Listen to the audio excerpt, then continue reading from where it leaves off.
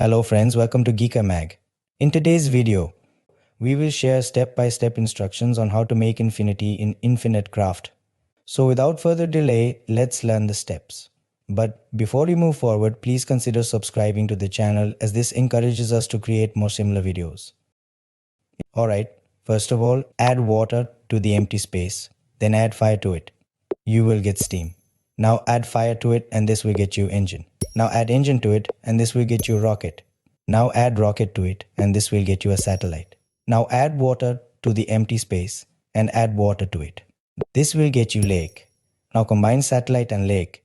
This will get you Google. Now add Google to it and this will get you Googleplex. At last add fire to Googleplex and this will get you Infnity. I hope you find it useful. So that's all about this video. If you find this video useful, don't forget to like this video and subscribe to the channel to get notifications about more similar videos. Thanks for watching.